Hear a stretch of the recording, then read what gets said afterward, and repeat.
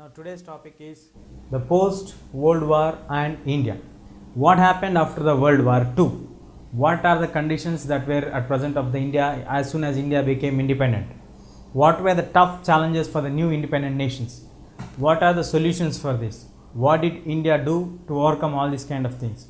But before going into analyzing India's role after India achieved its independence and the post scenario of the world, let us discuss what was the loss or what happened after World War II. In actual numbers, we have seen experience most of the European countries have faced huge losses in their incomes, economies, or in their properties, in their soldiers, all in everything in aspect. Everybody's life has been touched with the effect of World War II. As the calculations move on, see here, aftermath of the World War II, most of the European countries like USSR, Poland and Yugoslavia lost 20% of their entire assets in almost all the fields of economical, political and in the agricultural sector, industrial sector, military bases, military strength, everything. And moving on to especially a case study against USSR, it revealed that in USSR only we found that 1700 towns were destroyed completely.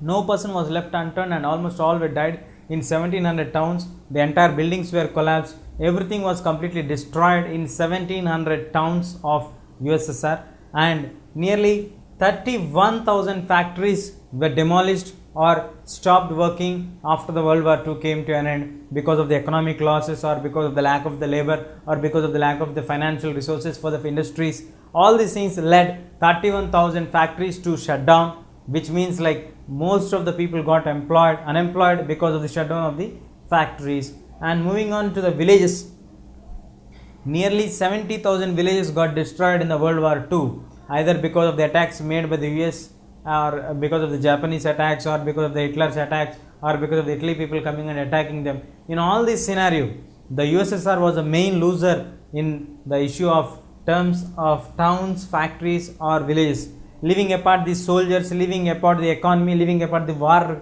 expenses, whatever has been made. Now moving on to the towns, only 1700 towns means it's not an easy thing. And moving on to factories, 31,000 factories, it is a very difficult task to establish all the factories again, and 70,000 villages could not be done so easily. And in contrary to this, moving on to USA, the USA was a safe zone where the war was not fought on its soil. So the loss or the impact of the World War II on it was very less. Only just 5% of the loss has been incurred. And after the Great Economic Depression, America for the first time during the Second World War got experienced hike in agriculture as well as in their industrial outputs.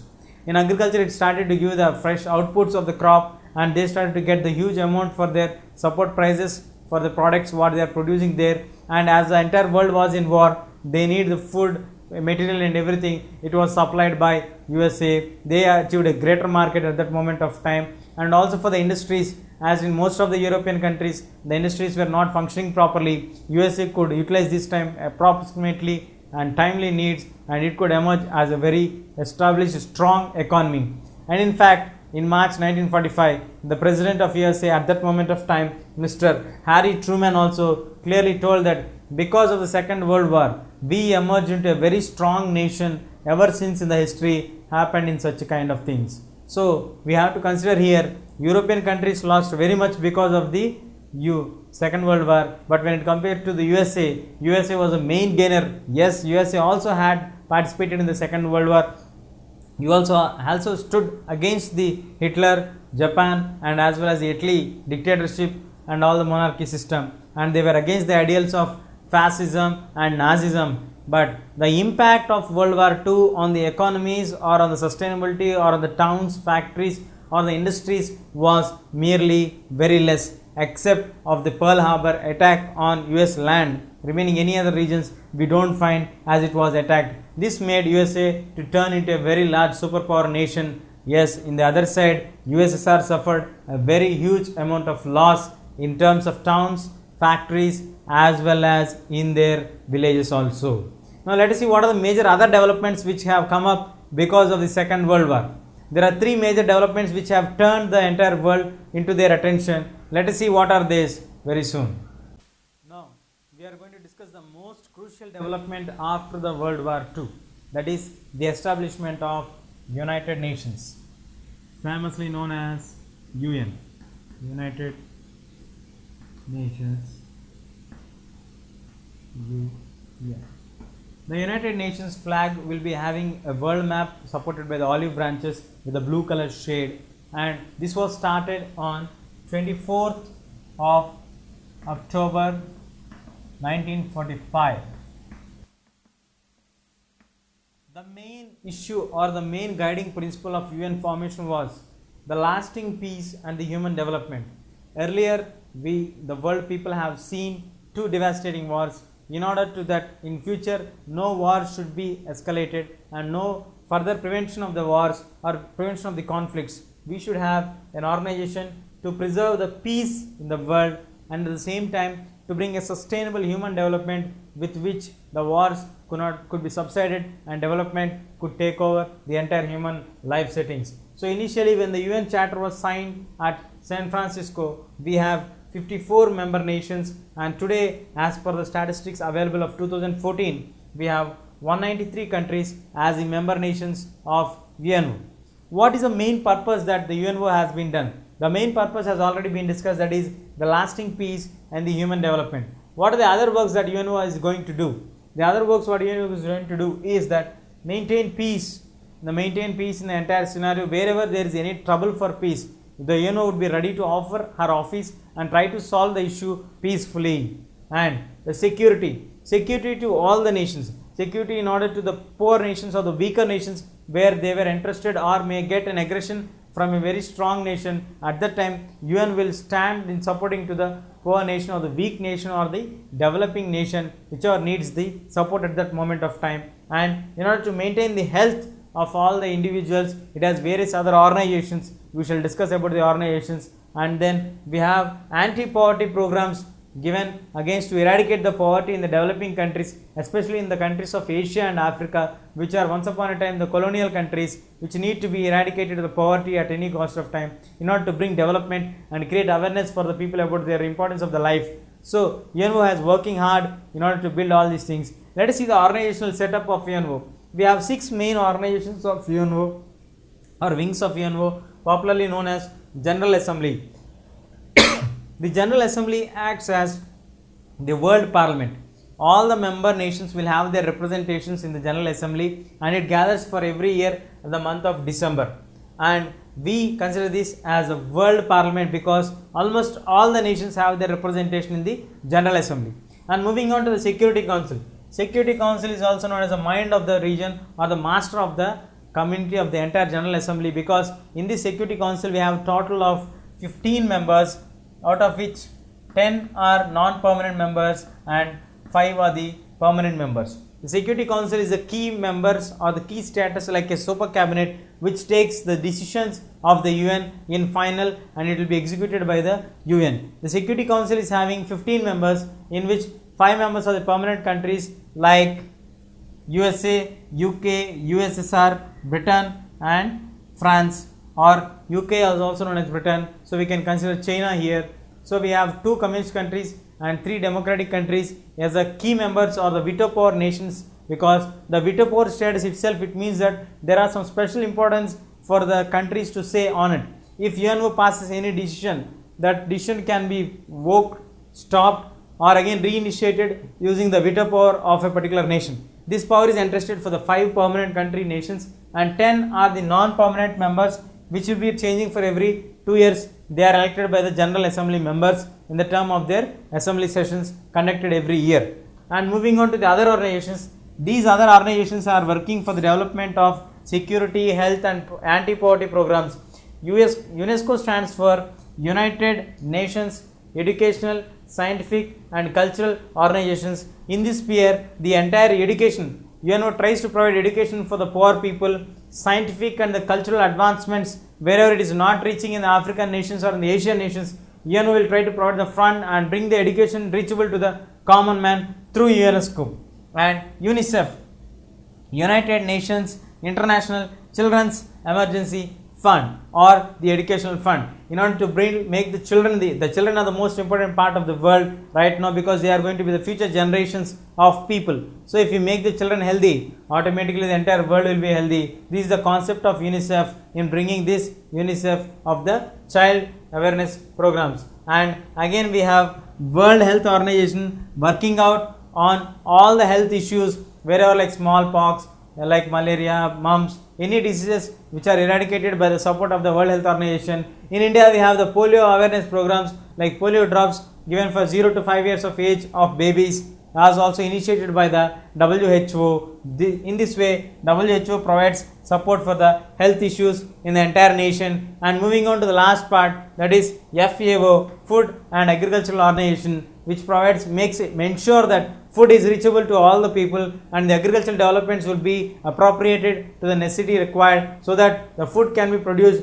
the crops can be produced whichever is required for them, so the entire nation can get sufficient amount of food. These are the various organs working for the UNO in order to maintain peace, as well as in order to eradicate poverty from the world and to maintain the world a very healthy one. But coming into reality, is this all program successful? Yes.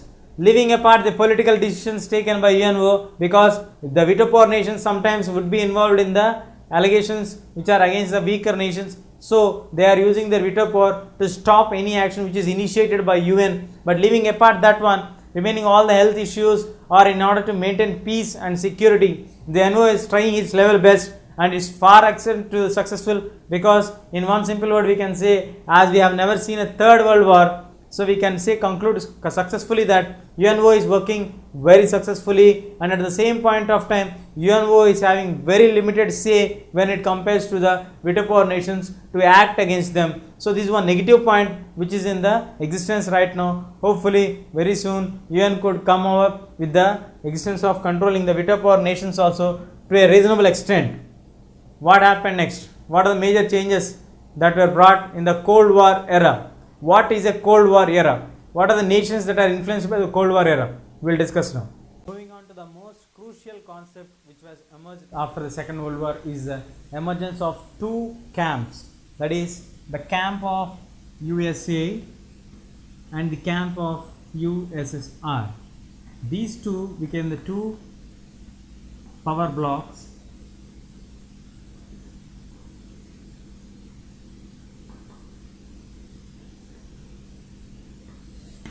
So in order to maintain their position, and in order to maintain their status, and in order to control the other ideologies and to spread their ideologies, like USA represents the capitalism and democracy, whereas USSR represents socialism and communism.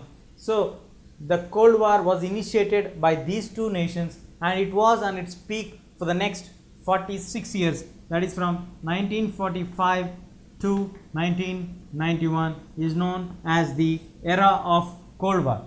But in actual reality, the Cold War was never fought as a hot war on air. It was fought by taking some sides. It was fought by standing on one side versus the other side, because it is not a war which was fought directly between USA and USSR. If USA and USSR would fight directly with each other, the world would end within a second. In order to gain and in order to maintain their status, the only thing is to spread their ideology and to prove that they are superior than the others. They fought when the incidents have arisen against them. Like for example, you can see it's not a real fight, and because of the Cold War, we have the loss of 20 million citizens other than the American or the Russian civilians. These all 20 million citizens are the members of the third world countries or the other group of countries where this Cold War has been fought. We have seen these incidents occurring in the issue of Vietnam War. In the previous lesson, we had discussed the Vietnam War, where the North Vietnam and South Vietnam, the North is supported by the US, whereas the South is supported by the USSR, where it fought with each other by supplying directly arms and the ammunition, and finally it resulted in nothing, just simply in a bad name coming to US and USSR, whereas it's an evident secret to everybody that clearly this war is fueled by the two superpowers. And moving on to Korea. Korea was again divided into North Korea and South Korea. where North Korea and South Korea has again adopted towards the communalism and towards the democratic setup, where again these two were fought with each other, so getting the support of the two superpower nations. Again they fought for many years. Even today North Korea and South Korea don't have good diplomatic relations as it was in the historical past. And moving on to Angola, Angola was occupied by the French colonies and later it was given freedom after the Second World War, and again it was destroyed by the Russian attack and US people. Again it was fueling the Cold War issue here. And moving on to Afghanistan, where initially Afghanistan was supported by USSR and later of certain years they moved against the USSR because it was taken over by the Taliban, and they started to implement the Islamic State or theocratic society, where they forced everybody to follow the Islamic rules and regulations. In this way, the Cold War not only brought bad name for the two superpower nations, but also initiated and got huge loss for the common civilians who are the members of the third nations or the developing countries, where they could not fight or withstand against any decisions of the two superpower nations. In this way, it was not a easy thing to come out of this Cold War, but finally when USSR broke down in 1991 and emerged into Russia and several independent nations, the monotonous emergence of USA into superpower has made it clear, and USSR was not in the next ratio of the power blocks. So it brought end to the Cold War officially, but in the process of Cold War, we have again seen various strategies which are used by the two superpower nations. What are the two strategies that are used by the two superpower nations? We'll discuss now. Concept of Cold War, where the tactics which are used by the two superpower nations in order to control directly or indirectly from one side to the other side. What are the three major tactics which are used? There are many other tactics which are used by the superpower nations, but in actual reality we have three major tactics. One of them is the proxy war. The proxy war is a war which is initiated for countries which are fighting for an independence, would be supported and would be taken over to get against their colonial masters. It may be cited vice versa. Looking at the situation here, we have an examples to understand it very clearly. US government supported the anti-communist movements in Turkey and Greece. Actually, Turkey and Greece are following communism. So here it was supplied or supported by US for anti-communist movement. It shows that it is indirectly involving in against the communist movement. So it is a proxy war. Indirectly you initiate against the existing government to fight against them. That is called proxy war. Next situation is like Congo. Congo got independence. It's actually a Belgian colony. In 1960 it got independence, or it attained independence in 1960 after the Second World War, after a serious struggle made by the radical leader called Lumumba. This man Lumumba was a elected or emerged leader of Congo, but this man was killed by the Americans' most powerful agency, Central Investigation Agency, CIA agents. So it is like indirectly destroying the existing government. This is also a part of the proxy war. And moving on to the next example, in Angola, it was against the leadership which was fought. So here they could establish the support of Poland and USSR indirectly supporting here, and Cuba establishing a communist government in the Angola region. And now here we get the establishment of the leadership of the Communist Party supported by USSR, and in the same moment we have establishment of Fidel Castro taking over the leadership in Cuba, a truly communist setup against the American nations. Even America trying very sincerely to cut off them, but could not stop it, and they emerge as very strong leaders. Looking at the initiative of Fidel Castro, we have another important leader emerging in the Latin American nations, Mr. Che Guevara, but Che Guevara was killed by the American agencies. So in this way the proxy war was indirectly cutting off against the ideologies, whatever we don't believe it. And moving on to the other example is in Chile, in America, where America was scared of expansion of communism in middle and the south of China. So in Chile, the elected representatives of the Communist Party, Mr. Allende, was coopted at by the military officials who are supported by US. In this way, US has done all the ways and whims whichever is necessary for them to provoke against communism. What happened for communism? How did the communists respond for this? Why Russia could not respond so seriously as could that of USA? What are the other changes that were brought up? What happened the stand of USSR in this moment? Is USSR successful at any point of time? We would check all the details now. The other side of the proxy war made by USSR. USSR was also not quite as that of USA. As USA was active, automatically it initiated USSR also to be active in the proxy war by here. See, in Germany, Hungary and Czechoslovakia, the friendly governments, the unfriendly governments of USSR were removed and the friendly governments were installed, for which they got a serious action or insatisfaction against the action of the China people, the Russian community from Germany, Hungary and the Czechoslovakian people, where they were upset with the stand of USSR. And in 1960, China started to distance itself from the stands of USSR, but finally USSR thought of controlling China, could not do anything, and it failed literally. And moving on to 1971, the Afghan issue. Afghan was fought by the two sides by the support of USA and USSR were fighting indirectly on the issue of Afghan. As the Cold War went on for many years, it brought the USSR decided to take away its hands and USA continued it, and when the Afghan was entering the hands of the Talibans were completely Islamic people or religious based people, they turned against USA, and in this way the Afghan issue turned bad name for or brought a bad impact for the USA.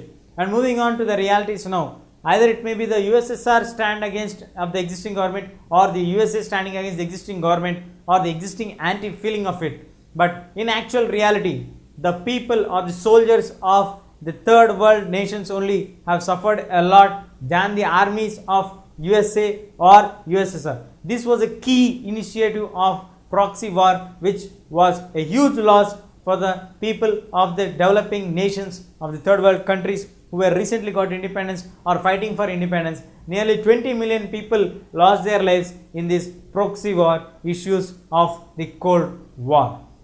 What are the military pacts that are made? How many categories of military pacts are there? What is the main ideology in making a military pact with one group of nations with the other group of nations? Let us find out all these details now. Today we are going to discuss about the NAM movement or the non-aligned movement. Non-aligned movement, in short form, it is known as NAM. What is this NAM? How did we get the approach of this non-aligned movement? Actually, literally meaning here, non-aligned movement means here not to align with any of the groups. The meaning of not to align with any of the groups, with whom we are not going to get aligned anything. What are the other groups that are in existence? As soon as we got independence, we are the newly independent nations. We remember the flashback of the World War II.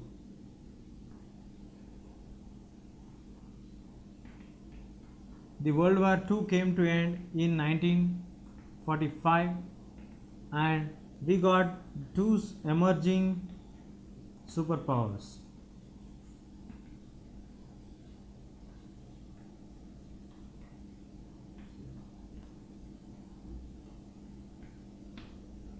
One is USA, the other block is USSR. Now, these two superpowers start to gain control over a group of nations. Like for example, the USSR is having hold over Eastern Europe.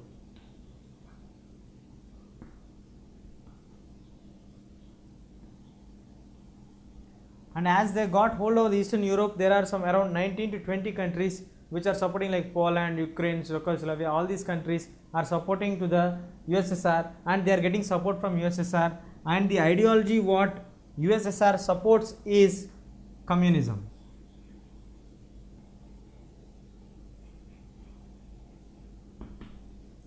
So now this is the context of USSR emerging as superpower bloc.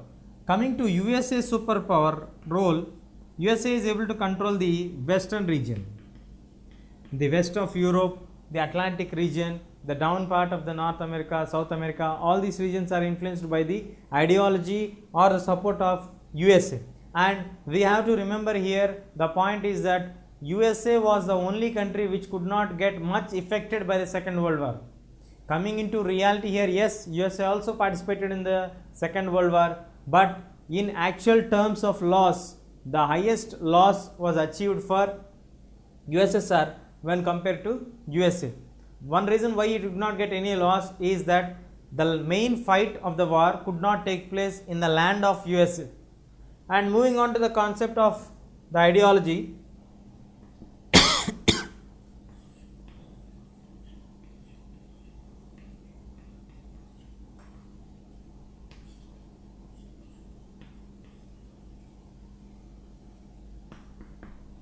the democracy and capitalism are the ideologies which are supported by USA. Now, the USSR is one block and USA is one block. We have two power blocks surrounding the entire other group nations. Now, it is the time period after the Second World War that many of the Asian and the African countries are turning into independent nations. Now, moving on to the context here, what is the solution for non-aligned movement, or what is the purpose for the emergence of non-aligned movements concept? Now, it is like this. See, this is the block of USA, this is the block of USSR.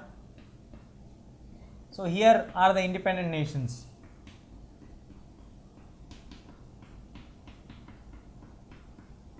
Now, the two superpower blocks, that is USA block and USSR block. Now, we are in the position here, the newly independent nations. Now, we either have to choose the choice of joining into this block or into this block. So, in suppose if you join towards the block of USA, then automatically you get enmity with the group of nations which are in the USSR. Now, at the same time, when we are joining into the USSR block, automatically you get enmity from the USA block. So, in order to avoid this kind of war atmosphere, and here we have to importantly consider that what is the main purpose of joining either USA or USSR. The main purpose of USSR is its ideology is to support communism and socialism, whereas USA supports democracy or capitalism. But in actual reality, many of the nations which got independence from after the Second World War, from Britain, France or any other nations, they were colonized for many hundreds of years and there was complete poverty. We need a solution for eradication of poverty. We need strong measures to develop our nation in all terms, like politically, economically, technologically, everything. So, any of these issues are not addressed either in the USSR bloc issue or in the USA issue. Now, as to provide an alternative for this, Jawaharlal Nehru along with his team members initiated a new development or a new bloc for the newly emerging nations, that is NAM, the short form for non-aligned movement. So, in this way the non-aligned movement was established. How did non-aligned movement get established? How many members joined in this group? Who are the key founding members? What is the present status of this? What are the guiding principles of non-aligned movement? What are the positives and the negatives of the non-aligned movement? We will discuss. So, who are the key members who started the non-aligned movement? We have the three different nations coming together who are newly independent nations and started the non-aligned movement. We have to feel proud that even the Indian Prime Minister was one of the key founding member of the non-aligned movement. This was started by the countries of India, Egypt and Yugoslavia.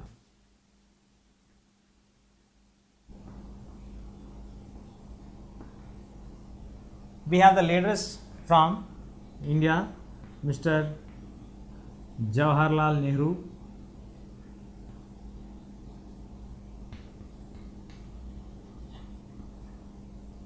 then Gamal Abdul Nazir and Joseph Broz Tito. These three initial leaders joined at Indonesia, capital Bandung, in the year 1955 and started the movement of NAM. So these were the key members who started the non-aligned movement. The first group is India, Egypt and Yugoslavia. The three leaders or the statesmen of three groups like Jawaharlal Nehru, Gamal Abdul Nasser and Joseph Broz Tito came together at Bandung in Indonesia in 1955. They started the non-aligned movement. This was a clear-cut measure to show the way to the newly independent nations who are emerged or in Confucius state whether we have to join the communist bloc or the American bloc. They have provided an alternative for them to join the non-aligned movement. And what are the guiding principles of non-aligned movement? The basic guiding principles of non-aligned movement is, the first one is cooperation.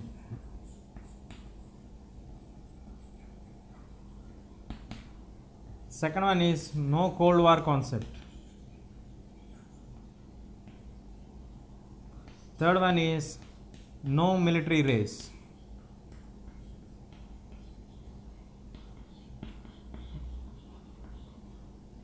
See here, the first one is the cooperation. The newly independent nations of Asia and Africa need the support and cooperation from both the groups, either from the USA bloc or the USSR bloc, and get development from their ground level, because they were the colonial countries who have suffered for many hundreds of years. So automatically, if you are a member of NAM, the countries which are already independent and members of NAM will support the newly joining member and will try to get them help whichever is necessary at whenever point of time. In this way, the main key concept is cooperation between all the members of the NAM, as well as getting support from the power blocks if necessary at that point of time, and saying no to Cold War, because USA and USSR are seriously indulging themselves in the concept of Cold War and taking the sides either in the proxy war or taking one side and doing the wars in this way.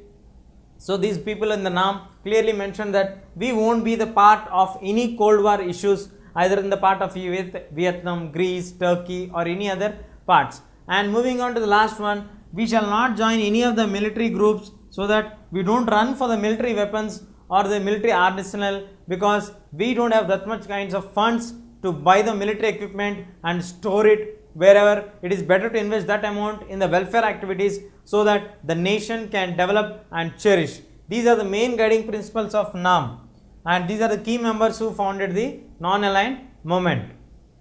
So these were the guiding principles of NAM what we have discussed just now. Now moving on to the conferences. The first conference of NAM was held at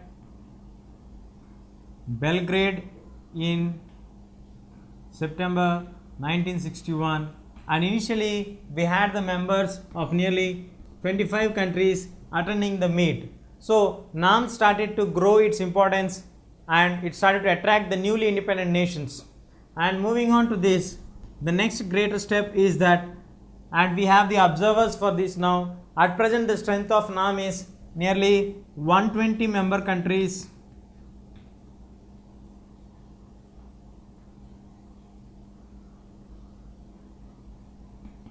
and 17 observers.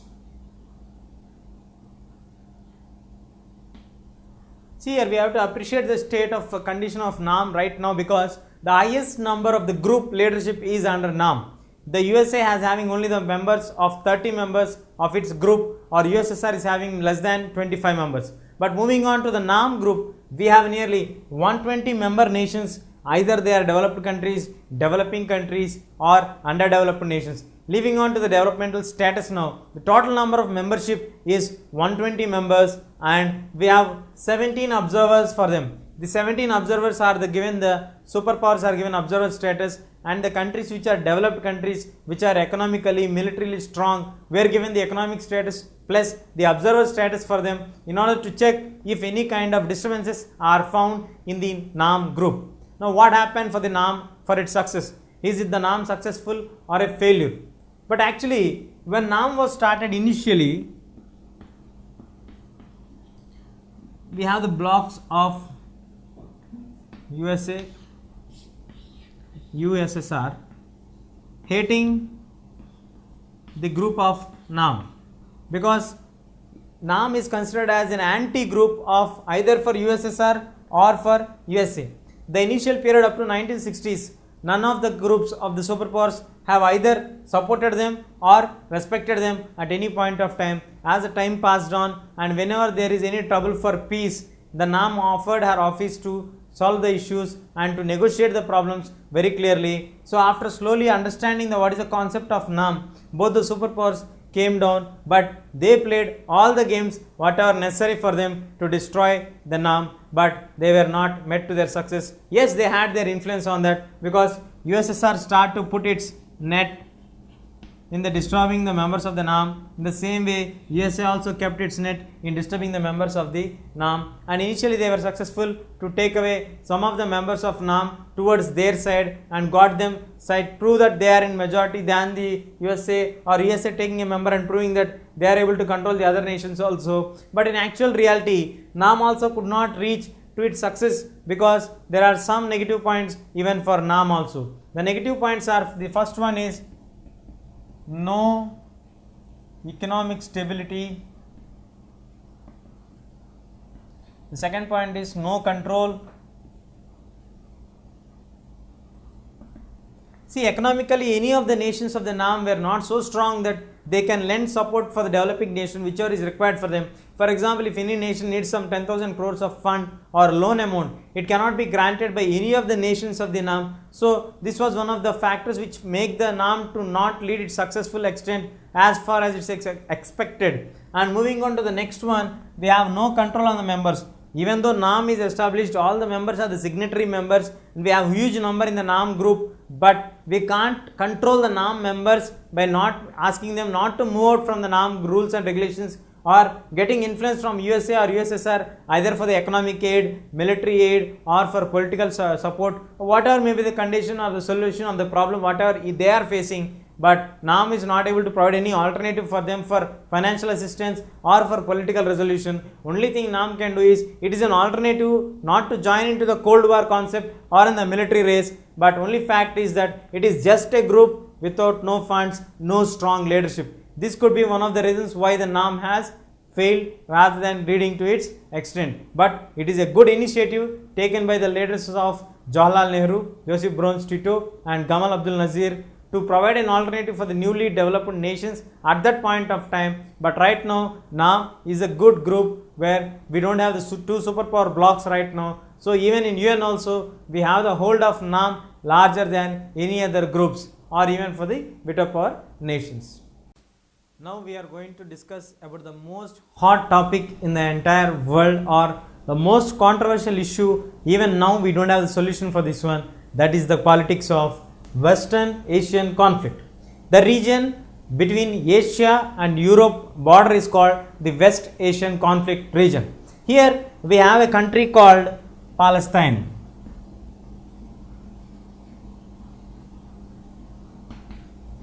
Palestine is occupied by Arab community people. Most of the Arabs are following Islam religion. The original inhabitants of Palestine are Jews. Understand the concept very clearly here. The original inhabitants of Palestine are Jews. Palestine is a region located in the West Asian part of our Asian continent, and the Palestine was occupied by Arab people, those who follow Islam religion. Jews follow Judaism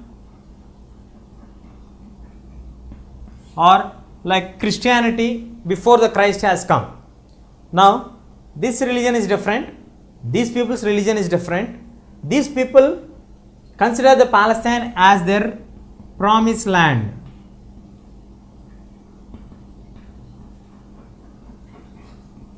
Or like homeland.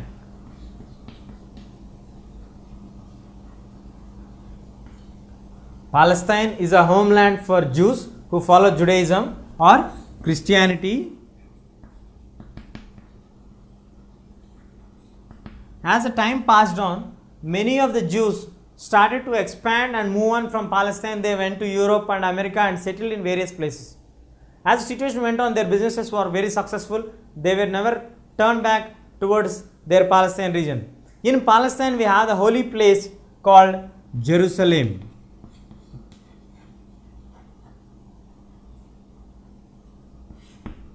This Jerusalem or the holy city is not the holy place of a particular one religion. It is a holy place of Judaism, Christianity and even Islam. We have close connections between these three religious scriptures stating that Christ belonging to all the three religions. We don't know how far is it correct, but most of the people claim Jerusalem as a holy place not only for Christians, but not only for Judaism, but even for Islam also. And we have to consider the point here, Arabs are settled in Palestine and this entire scenario was under the control of the Britain.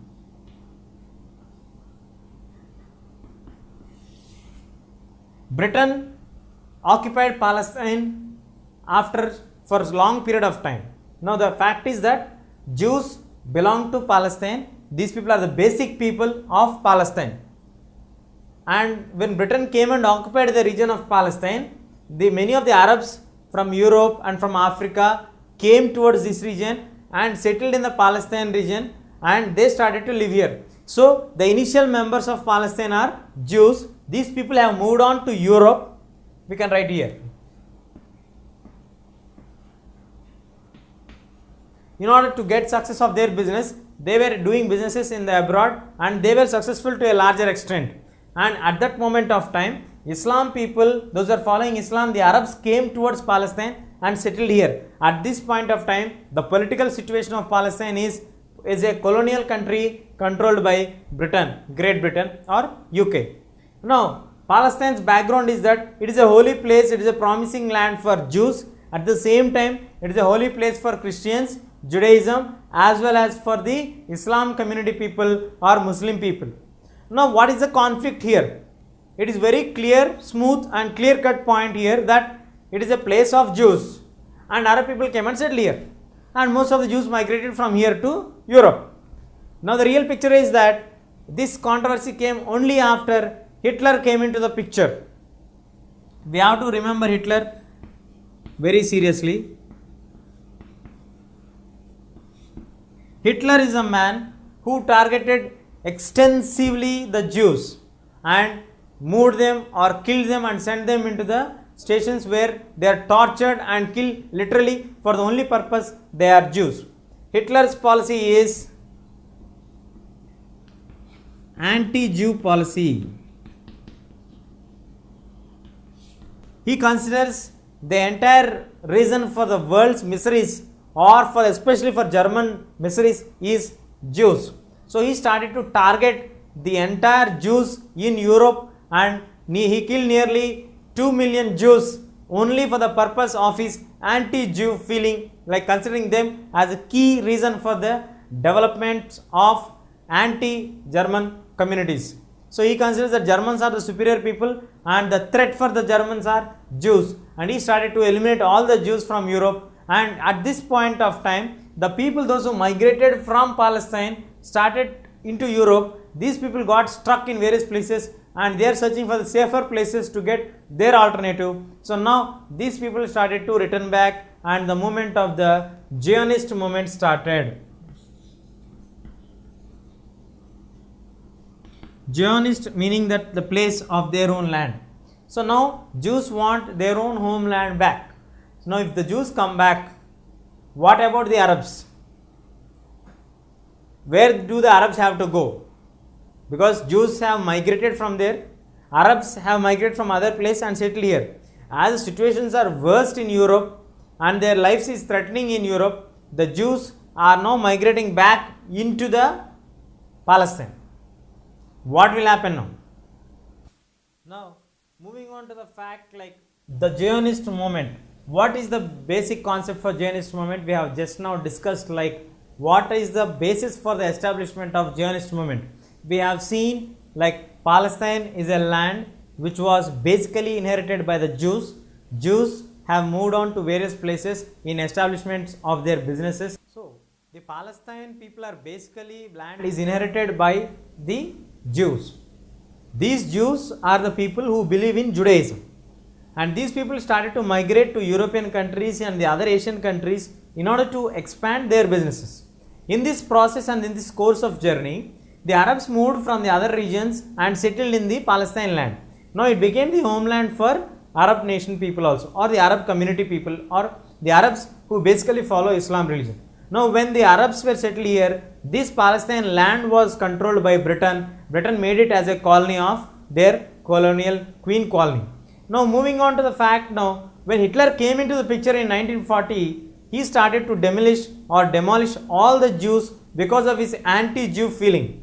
So in order to the Jews to safeguard themselves, they started to unite all the Jews in the world and to save their lives and to move on back to their homeland, that is the Palestine, that is also known as the promising land for the Jews. This is the movement of Zionist movement. So the Zionist movement target is to gather or to bring all the Jews together and to establish a Jewish state of Palestine. This is the basic concept of the Zionist movement, and for this we had a fuel for the issue of to burn it, because we discovered in Palestine the massive oil reserves were discovered by the scientists and the environmentalists. So it became an issue of concentration for both the superpower nations to discuss which group should hold control on this region. As it is nearby to Asia, Russia would try to get more grab on this rather than USA, even though it is far away, but using Europe